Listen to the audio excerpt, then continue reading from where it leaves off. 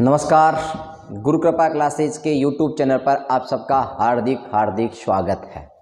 मैंने आपको कहा था कि रीट की एग्ज़ाम के नज़दीक रीट के एग्ज़ाम जो हिंदी विषय की जिन विद्यार्थियों की होने वाली है उन सभी के लिए मैं प्रत्येक टॉपिक के MCQ क्वेश्चन आपके सामने लेके आया हूँ विथ एक्सप्लेन। बहुत ही प्रश्न जितने भी होंगे उन सब प्रश्नों की एक्सप्लेन करूंगा, प्रत्येक ऑप्शन की एक्सप्लेन करूंगा और विस्तार से इन प्रश्नों के साथ चर्चा करने वाले हैं। जितने भी साथी जो रीट के एग्जाम देने वाले हैं, सीटी के एग्जाम देने वाले हैं, SI के एग्जाम देने वाले हैं, सबके लिए बड़े शानदार पूरी हिंदी व्याकरण का कोर्स। मैंने कहा था आर्ट एंड कल्चर का 10 दिन में आपको कंप्लीट करवाऊंगा। आज मैं आर्ट एंड कल्चर को खत्म कर दूंगा, 1-2 टॉपिक और बचे हुए हैं। उसी के साथ मैं अब हिंदी की प्रत्येक टॉपिक वाइज टेस्ट सीरीज लेके आया हूं आपके सामने। जितने भी विद्यार्थी जुड़े हुए हैं प्रत्येक प्रश्न का आंसर आपको देना है और रोजाना ये क्लास लगभग 7 बजे आपकी रहेगी। रोजाना शाम को 7 बजे सारे विद्यार्थी जितने भी हैं सबको सूचित कर दो कि रीट का एक भी प्रश्न हमारे ट्यूशनों से बाहर नहीं जाएगा। तो आप सभी लोग जुड़े रहो। चलो हम चलते हैं पहले प्रश्न की ओर। ध्यान रखना ये जो हमारा है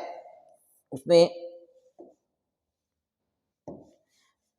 ये रीट और हिंदी के स्पेशल रीट हिंदी के लिए है। संपूर्ण सिलेबस को हम कवर करने वाले हैं। पहला प्रश्न अपना है कि उत्पत्ति के आधार पर स्वर कितने प्रकार के होते हैं। जल्दी से आंसर दीजिए, मैं इसकी व्याख्या भी करने वाला हूं। ध्यान देना, उत्पत्ति के आधार पर स्वर कितने प्रकार के होते हैं। तो ध्यान रखना, उत्पत्ति के आधार पर जो स्वर होते हैं वह कौन कौन से होते हैं भाई। एक तो होता है मूल स्वर। कौन से होते हैं? मूल स्वर। एक तो मूल स्वर होता है और एक पार्ट तो मूल स्वर होता है और दूसरा जो होता है उसे हम कहते हैं संधि स्वर। तो ध्यान रखना, उत्पत्ति के आधार पर स्वर कितने होते हैं? 2 होते हैं, एक मूल स्वर और एक संधि स्वर। पहली बात आती है सर मूल स्वर कौन से होते हैं? इन मूल स्वरों को हम जड़ स्वर भी कह सकते हैं, इन मूल स्वरों को हम रूढ़ स्वर भी कह सकते हैं। तो ध्यान रखना, उत्पत्ति के आधार पे स्वरों की बात कर रहे हैं तो उत्पत्ति के आधार पे जो स्वर होते हैं वो 2 प्रकार के होते हैं। अब पहला होता है मूल स्वर। मूल स्वरों को हम जड़ स्वर कहते हैं, इन्हें हम रूढ़ स्वर कहते हैं।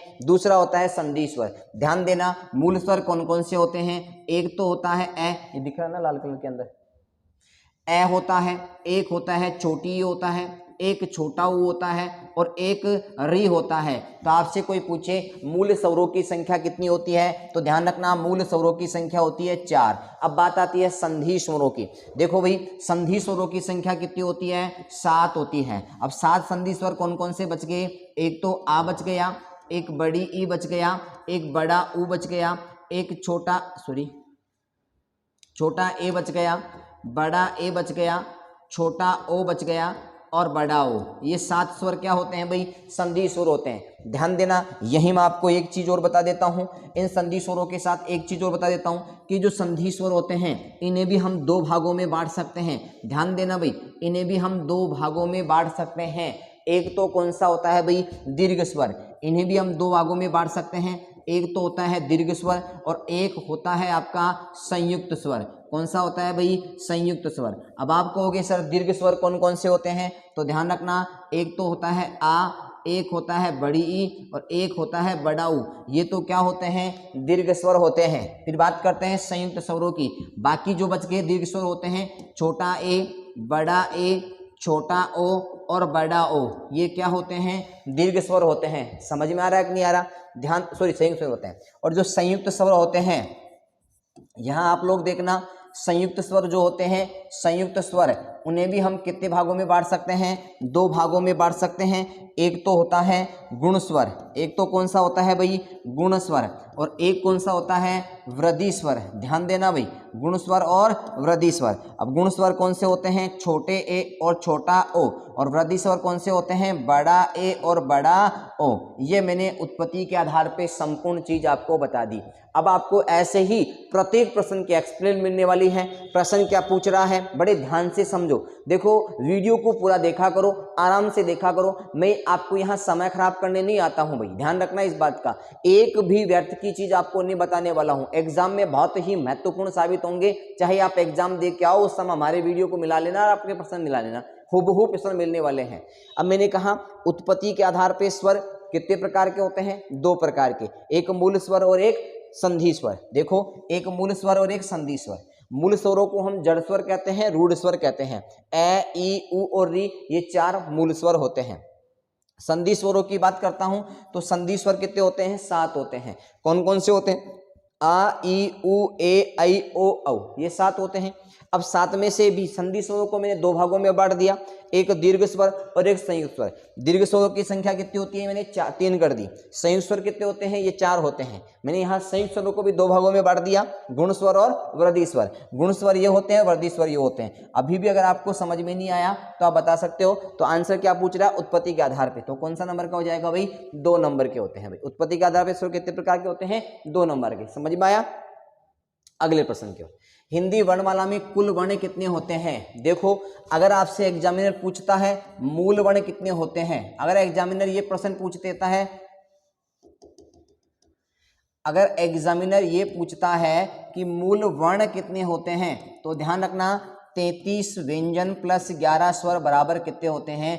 44 ही होते हैं। मूल वर्णों की बात करें तो कितने होते हैं? 44 होते हैं। लेकिन यहाँ पूछ रहा है हिंदी वर्णमाला में, या तो देवनागरी लिपि में पूछे या हिंदी वर्णमाला में पूछे, दोनों में किसी में भी पूछ ले तो आपको क्या करके आना है? 44 तो मूल होते हैं। और अगर संयुक्त अक्षरों सहित पूछ ले, संयुक्त अक्षरों सहित मूल वर्ण कितने होते हैं, तो 44 मूल वर्ण हो गए। इसमें 4 और जोड़ देते हैं संयुक्त अक्षर, तो कितने हो गए?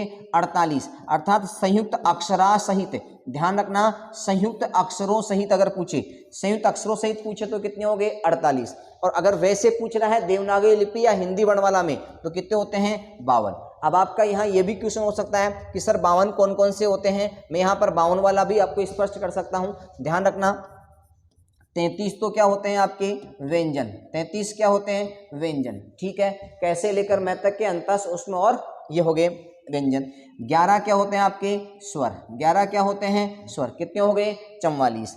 4 क्या होते हैं आपके? संयुक्त अक्षर। 4 क्या होते हैं? संयुक्त अक्षर।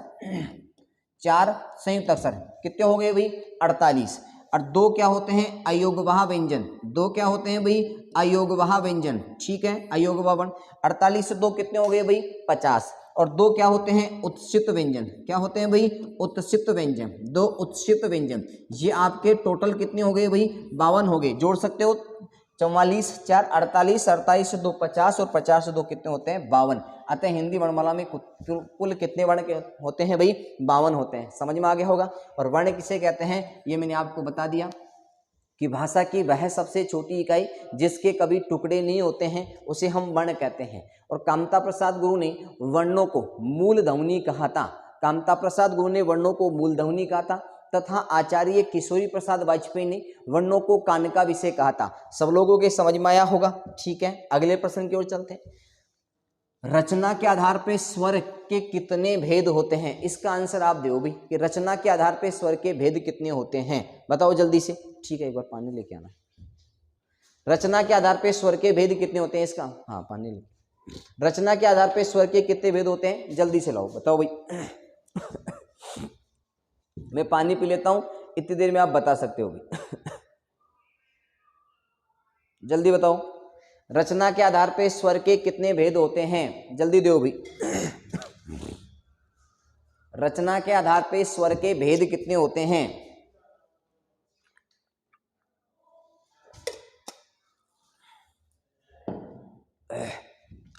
ध्यान देना भाई, रचना के आधार पे जो स्वर के भेद होते हैं वो कितने होते हैं? 2 होते हैं। कितने होते हैं? 2।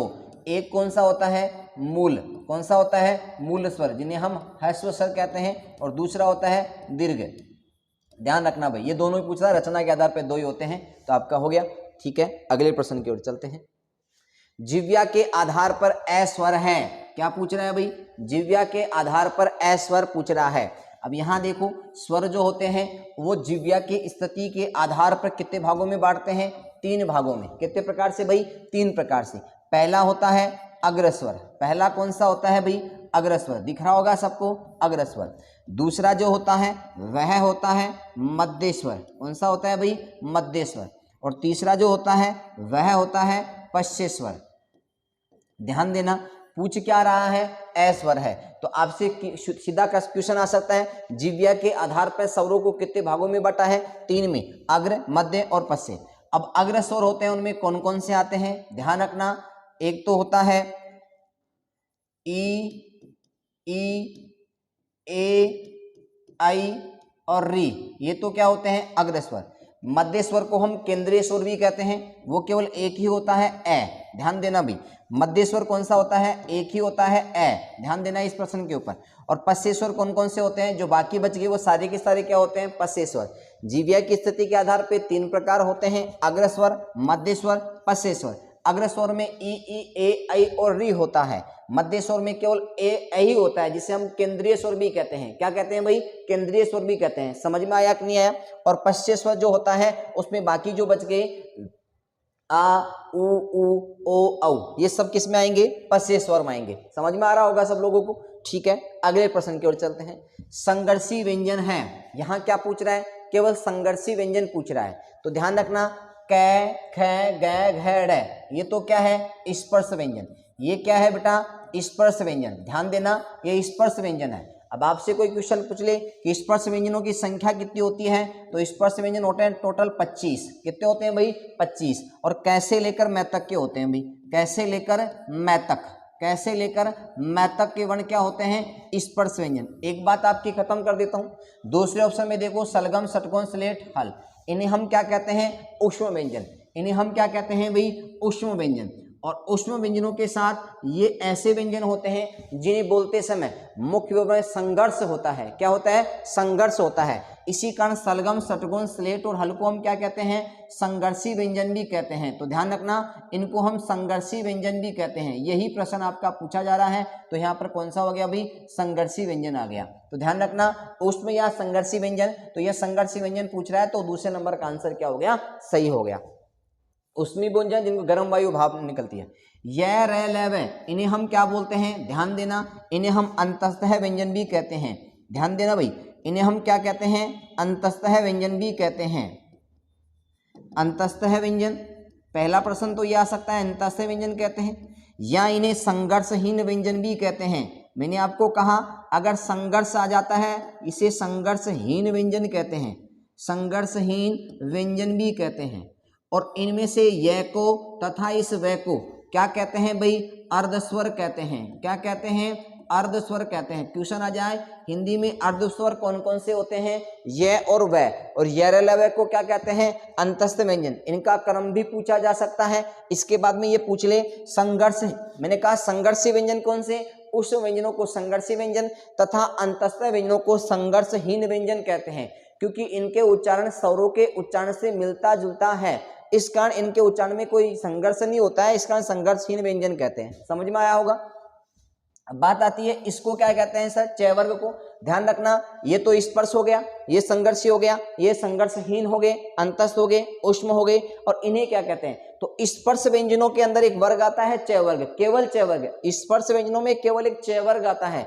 ये केवल और केवल चय वर्ग जो होता है वह क्या है, स्पर्श तो है ही, उसके साथ में क्या है, संघर्षी भी है। तो ध्यान रखना, स्पर्श संघर्षी। अगर आपसे कोई पूछे स्पर्श संघर्षी, संघर्षी नहीं बता रहा हूं मैं आपको, केवल संघर्षी पूछता है तो कौन सा, ये। और स्पर्श भी है और संघर्षी भी है, दोनों है तो कौन सा है, चय वर्ग। अब पूछ क्या रहा है एग्जाम में, ये पूछ रहा है संघर्षी व्यंजन, तो आपके बी नंबर का ऑप्शन क्या हो गया, सही हो गया। ठीक है, समझ में आ गया होगा। अगले प्रश्न की ओर चलते हैं। एगोस वर्ण है, एगोस वर्ण है, तो ध्यान रखना स्वर तंत्रिका के आधार पर, किसके आधार पे, स्वर तंत्रिका के आधार पे। मैं आपको बता दूं, स्वर तंत्रिका के आधार पर, स्वर तंत्रिका के आधार पर, स्वर तंत्रिका के आधार पे कितने होते हैं भाई, दो होते हैं। एक तो होता है गोस, एक तो कौन सा होता है, गोस।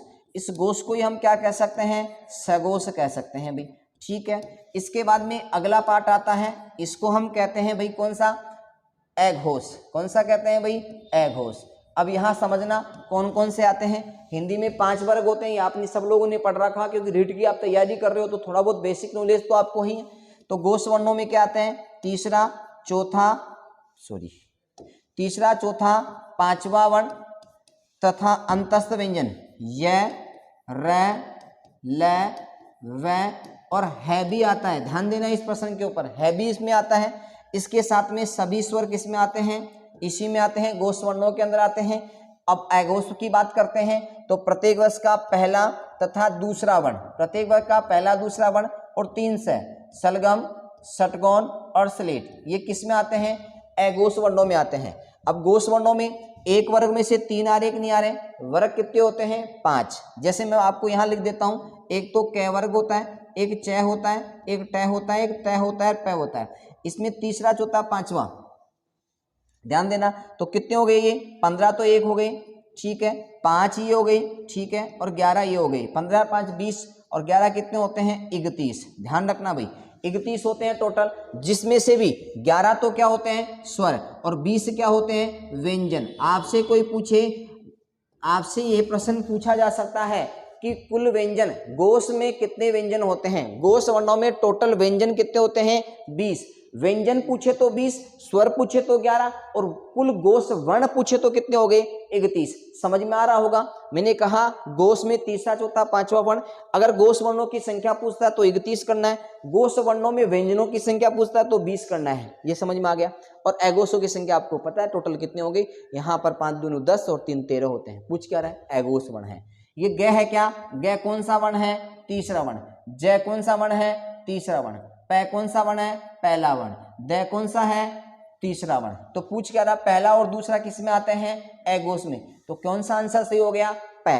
देखो ये भी गोश है, ये भी गोश है, ये भी गोश है, आंसर कौन सा हो गया भाई इसके अंदर 3 नंबर का आंसर पै, क्योंकि पै क्या है पहला अक्षर है और पहला और दूसरा वर्ण किस में आते हैं गोश में। बोलो समझ में आया तो कमेंट करके जरूर बताइए भाई। लोग क्या हो गया ये,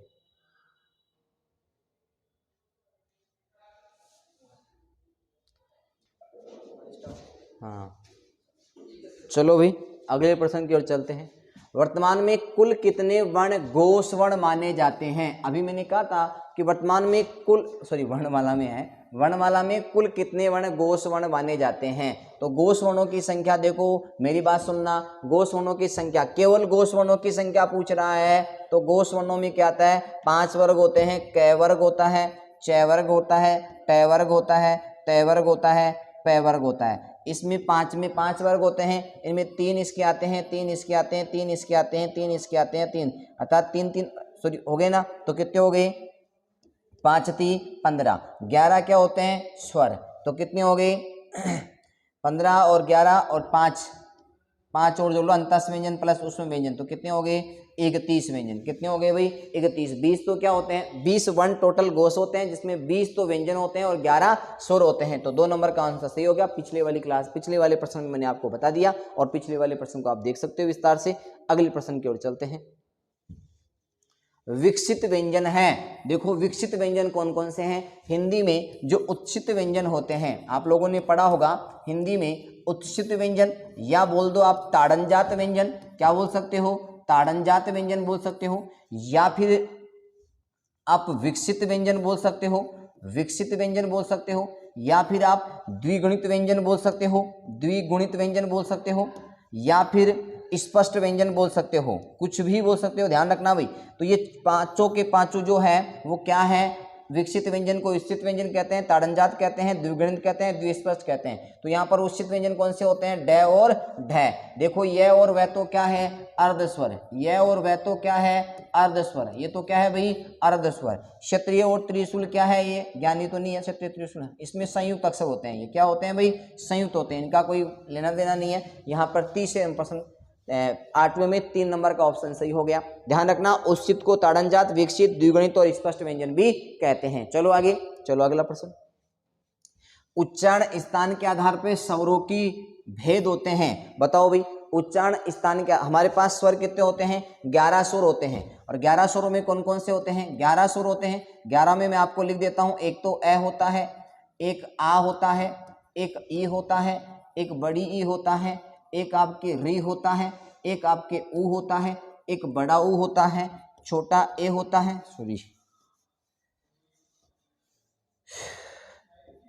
छोटा ए होता है, बड़ा ए होता है, छोटा ओ और बड़ा ओ। ये क्या होते हैं भाई 11 स्वर। पूछ क्या रहा है उच्चारण स्थान के आधार पे कितने होते हैं भाई 6 होते हैं। अब आप कहोगे सर 6 कौन कौन से, ध्यान देना बता देता हूं। ए और आ ये किससे आते हैं भाई कंठ है, ये तो क्या होते हैं कंठ है, ठीक है समझ में आया होगा। ई और ई ये दोनों क्या है तालु, ये क्या है भाई तालु। री क्या है मूर्धन्य, री क्या है मूर्धन्य, ध्यान देना भाई मूर्धन्य। ऊ और ऊ क्या है, ओष्ठ, क्या है भाई, ओष्ठ, ठीक है। फिर आता है ये ए, ये क्या है, कंठ और तालु, कंठ तालव्य और कंठोष्ठ, कंठ तालव्य, कंठ तालव्य और कंठोष्ठ, ध्यान देना भाई। तो 1 2 3 4 5 6, 6 हुई एक नहीं हुई, ये आपके 6 हो गई, मैंने 6 बता दिए।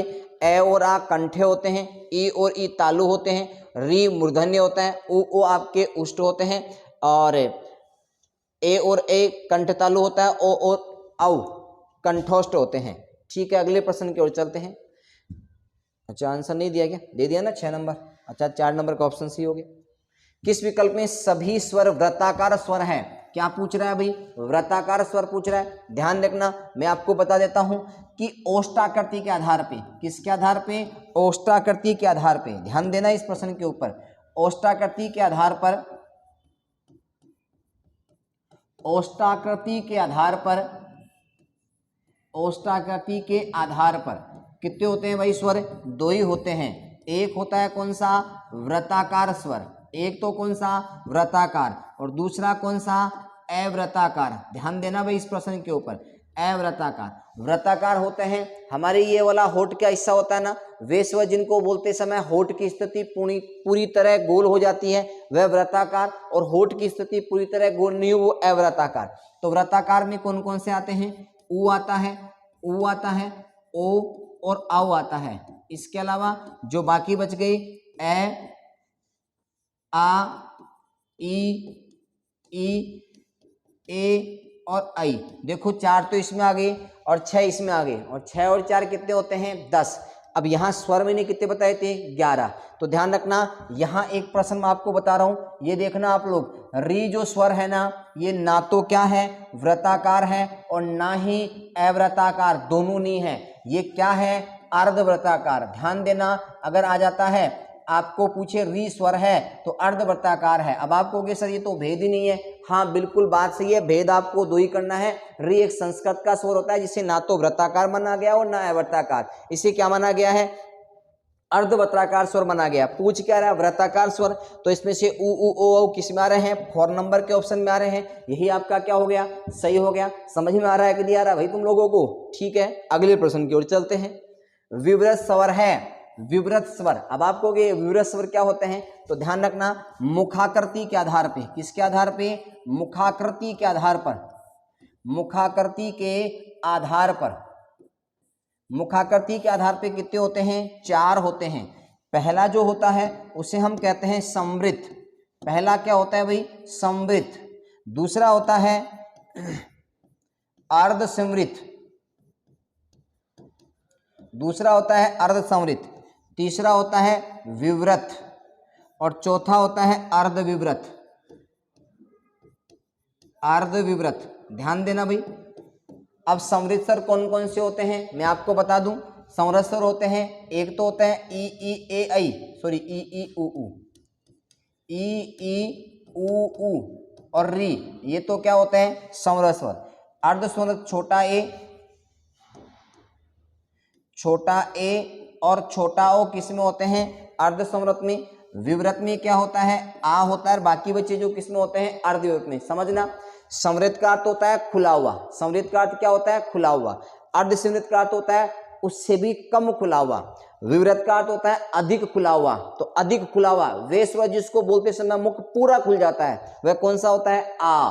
ठीक है, तो यहाँ पर विवृत स्वर कौन सा होता है, आ। और मैंने और सारे बता ही दिया आपको कि संवृत, असंवृत, विवृत और अर्धविवृत। अर्थ में बता दिया, खुला हुआ, कम खुला हुआ, अधिक खुला हुआ, थोड़ा कम खुला हुआ। ठीक है, चारों के आपको बता दिया। अगले प्रश्न की ओर चलते हैं। उच्चारण के आधार पर व्यंजनों के कितने भेद होते हैं, उच्चारण के आधार पर व्यंजनों के कितने भेद होते हैं। अब ध्यान देना भाई, उच्चारण के आधार पर व्यंजनों के कितने भेद होते हैं, जल्दी से इस प्रश्न का आंसर दे दीजिए। देवो भाई देवो जल्दी से।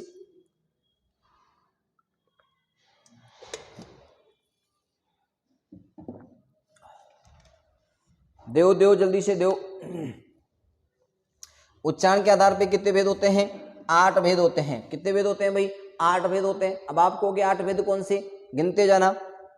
स्पर्श व्यंजन, ठीक है, स्पर्श हो गया, अंतस्थ हो गया, ऊष्म हो गया, संघर्षी हो गया, और उसके साथ में इस पर संघर्षी हो गया, लुंठित हो गया, पाश्विक हो गया और उत्सित हो गया। ठीक है, 8 हो गए टोटल। अगले प्रश्न की ओर चलते हैं। घ, घ से ज्ञानी वाला है, उस वर्ण का सही वर्ण विन्यास क्या है? तो ध्यान रखना, घ किसके बाद में आते हैं? घ से ज्ञानी आता है जैसे जहाज के बाद में भाई। अब यहाँ पर देखो ये ऑप्शन तो कट गया, अब 3 ऑप्शन बचे हुए हैं, तो जय हो गया। अब जय के साथ में क्या आना चाहिए? उसी का अंतिम वर्ण आना चाहिए, नासिक। तो यहाँ तो न आ गया, ये भी कट गया, ये भी कट गया, ये पहले बचा है ये सॉरी ये क्या हो गया इसमें, ये नहीं कटा। अच्छा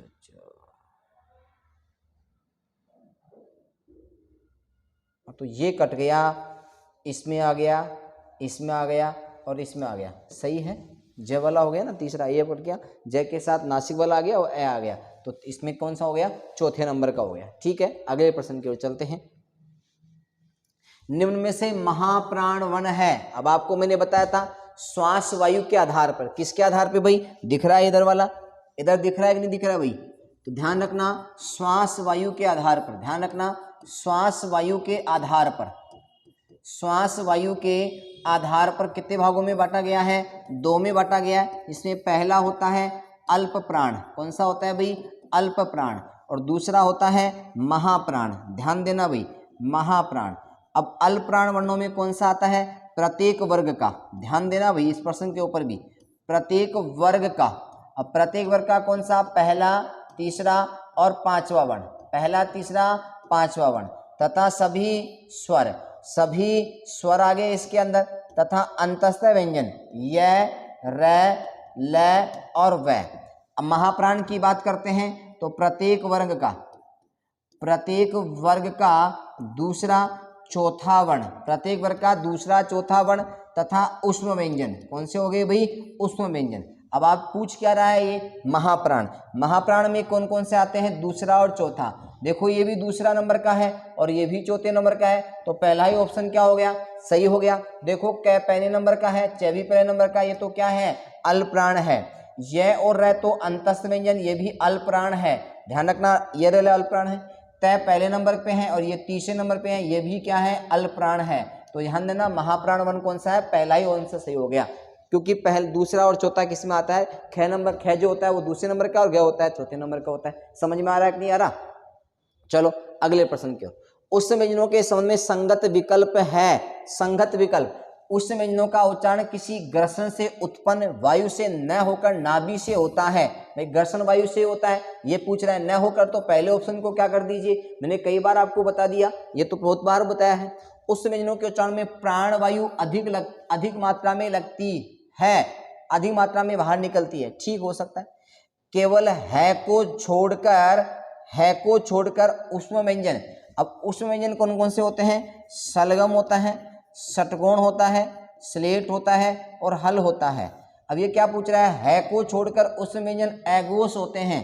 बिल्कुल है को छोड़कर उष्म व्यंजन एगोस होते हैं, क्योंकि है तो किस में आता है? गोस में आता है तो किस में आता है? गोस में। आगे पढ़ो। परंतु महाप्राण व्यंजन होते हैं, क्योंकि एगोस वर्ण सारे के सारे क्या होते हैं? महाप्राण। अंतस क्या होते हैं? अल्पप्राण। तीसरे नंबर का आंसर सी हो गया। ये भी थोड़ा सा गलत हो गया, तीसरे नंबर का आंसर सी माना जाएगा। इसमें किस विकल्प में सभी आगत स्वर है? आगत होता है बिंदी को बोलते हैं, जिस वर्ण के नीचे बिंदी लग जाती है उसे हम आगत वर्ण बोलते हैं। और हिंदी में 5 ही वर्ण क्या होते हैं? आगत वर्ण है। कितने वर्ण है भाई? आगत वर्ण है। तो अब किन के नीचे बिंदी लग रही है? क, ख, ग, ज, फ। क, ख, ग, ज, फ।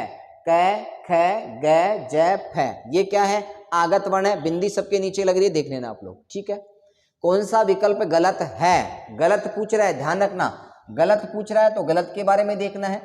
र, ल, ज, स, न वर्णों को वृत्तस्य व्यंजन कहते हैं। बिल्कुल ये बात सही है, वृत्तस्य व्यंजन कहते हैं। वृत्तस्य ऐसे लिखते हैं, मैंने आपको लिख दिया, वृत्तस्य व्यंजन कहते हैं। बिल्कुल ये बात तो सही है। हमें छांटना है क्या है? गलत छांटना है। अण, न, म और न वर्णों को द्विस्थानीय व्यंजन, बिल्कुल इनको नासिकीय व्यंजन कहते हैं। और जितने भी नासिकीय व्यंजन होते हैं उन्हें द्विस्थानीय व्यंजन कहते हैं। अब आप कहोगे सर कैसे? ध्यान देना, इसका उच्चारण कंठ से भी होता है और नाक से, इसका उच्चारण तालु से भी होता है और नाक से, क्योंकि तालु वाले वर्ग में आ रही है। इसका उच्चारण मूर्धा से भी होता है और नाक से भी होता है, इसका उच्चारण दंत से भी होता है और नाक से भी होता है, इसका उच्चारण ओष्ठ से भी होता है और नाक से भी होता है। तो दो द्विस्थानीय वर्ण हुई, एक नहीं हुई, ठीक है। क्षत्रिय त्रिशूल ज्ञानी श को द्वितीय व्यंजन कहते हैं, बिल्कुल ये गलत है। क्षत्रिय त्रिशूल ज्ञानी को तो हम क्या कहते हैं, संयुक्त व्यंजन कहते हैं। क्या कहते हैं भाई, संयुक्त कहते हैं। तो गुरुजी ये द्वितीय व्यंजन क्या होते हैं, द्वितीय व्यंजनों की बात करते हैं तो एक ही वर्ण का बार बार प्रयोग हो जाना। धन्यवाद साहब नारायण जी। ये हमारे चोमू के अंदर प्रसिद्ध चाय वाले हैं, आप कभी भी आकर चोमू में आओ तो एक बार चाय जरूर पीना भाई, हमारे नारायण जी चाय बहुत अच्छी बनाते हैं, ठीक है। आगे चलते हैं। क्षत्रिय त्रिशूल ज्ञानी से को हम संयुक्त अक्षर कहते हैं, ये द्वितीय व्यंजन है। अब द्वितीय व्यंजन किसे कहते हैं, एक ही वर्ण की दो बार पुनरावृत्ति हो जाए। जैसे मैंने यहाँ पर लिखा, ऊपर लिखूं या दिख रहा है सबको, देखो भाई यहाँ मैंने लिखा बच्चा, मैंने यहाँ पर लिखा सच्चा, ये देखो आ रहा है कि नहीं आ रहा, तो यहाँ कुत्ता, मैंने यहाँ पर क्या लिखा भाई, कुत्ता, तो यहाँ भी कौन सा हो गया, द्वितीय व्यंजन होते हैं। ख और क को जिव्या मूल्य व्यंजन कहते हैं, ये बात भी आपकी सही है। तो पूछ क्या रहा है, गलत, तो यही गलत हो गया। तीसरे नंबर का आंसर क्या हो गया, इसमें सही हो गया, ध्यान देना भाई। कौन सा आंसर सही हो गया, थर्ड नंबर का ऑप्शन सही हो गया। चलो अगला प्रश्न, कौन सा विकल्प गलत है, इसका मैं वेट कर रहा हूं आप सबका। मैं इतनी देर में चाय पीता हूं, आप सब लोग इसका आंसर दे दीजिए, बड़ा मजा आएगा। मैंने आपको बता देता हूं, महाप्राण वर्ण कौन से होते हैं, दूसरा व चौथा वर्ण होते हैं, ठीक है। घोष कौन से होते हैं, तीसरा चौथा पांचवा होता है। अल्पप्राण 1 3 5 होते हैं। एगोस दूसरा पहला और दूसरा होता है। अब ये तो सारे वही बता रखे हैं। अब घ वर्ण कौन सा है, चौथा वर्ण है। घ कौन सा है, चौथा। क्या महाप्राण है क्या, बिल्कुल है। क्या सैगोस है क्या, बिल्कुल है। तो गलत पकड़ रहा है, ये तो बात सही है। च पहला वर्ण है, अरे है कि नहीं पहला वर्ण। अब पहला वर्ण क्या अल्पप्राण है क्या, बिल्कुल है। एगोस अल्पप्राण है, बिल्कुल है, ये बात भी सही है। महाप्राण, यही महाप्राण में कौन से आते हैं, दूसरा और चौथा। एगोस में कौन सा आता है, पहला और दूसरा। ख कौन सा वर्ण है, दूसरे नंबर का, बोलो महाप्राण दूसरे नंबर का। एगोस कौन सा है, दूसरे नंबर का, बिल्कुल ये बात भी सही है। महाप्राण में वही दूसरा और चौथा, इसमें 1 3 5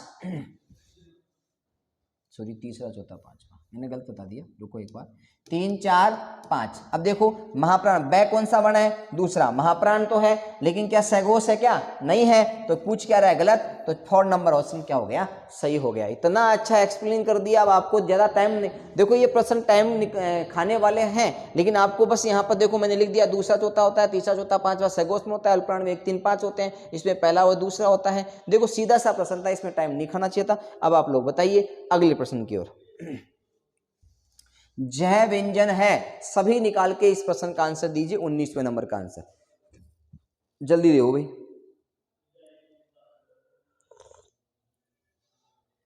चाय के लिए सबका स्वागत है, आप आ सकते हो। देखो इसको बता देता हूं क्योंकि समय नहीं है। जय व्यंजन है। अब जय पहले तो ये बताओ कौन से नंबर का है। देखो यहां पर जय वाले वर्ग में आता है चरका छत्ता झाज, कौन से नंबर का है, तीसरे नंबर का है। अब यहां ध्यान रखना, गोश में कौन कौन से आते हैं, तीसरा चौथा पांचवा, तीसरा चौथा पांचवा। गोश में कौन कौन से आते हैं, तीसरा चौथा पांचवा। अल्पप्राण में 1 3 5। कंठे में कौन कौन से आते हैं, पहला वर्ग, क वर्ग, ठीक है। स्पर्श संघर्षी पूछ रहा है, स्पर्श संघर्षी में कौन सा आता है, च वर्ग। इतना तो समझ में आ गया। अब यहां देखो मेरी बात, ये उपयुक्त विकल्प, ये क्या सैगोस है क्या, बिल्कुल है। क्या अल्पप्राण है क्या, बिल्कुल है। अरे जय क्या कंठ है क्या, ये तो जय तो तालु वाले में आ रहा है ना, च वर्ग में आ रहा है, तो पहला ऑप्शन तो क्या हो गया, गलत हो गया। ये क्या एगोस है क्या, हाँ एगोस में पहला व दूसरा आता है। अरे आता कि नहीं आता, तो ये भी कट गया यहां पर पहले ही। ये सैगोस है क्या, बिल्कुल है। तीसरे सैगोस में तीसरा चौथा पांचवा आता तो है। अल्पप्राण में तीसरा चौथा पांचवा 1 3 5 आते हैं, तो अल्पप्राण भी है। तालव्य है क्या, बिल्कुल तालव्य भी है। क्या स्पर्श संघर्षी है क्या, बिल्कुल च वर्ग में है, तो स्पर्श संघर्ष भी है। तो तीसरे नंबर का ऑप्शन क्या हो गया, सही हो गया। चौथा भी देख लो एक बार, सैगोस भी है, महाप्राण नहीं है, महाप्राण में दूसरा और चौथा आता है, ये खुद चौथा है, तो ये गलत हो गया। तीसरे नंबर का आंसर सही है। बोलो आया कि नहीं आया मजा, ऐसे प्रश्न करने में आता है ना मजा। देखो कोई दिक्कत ही नहीं है इसके अंदर, सीधा सा प्रश्न है। ए वर्ण का सही वर्गीकरण है, ए वर्ण का सही वर्गीकरण बताइए आप लोग, जल्दी बताओ ए वर्ण का सही वर्गीकरण।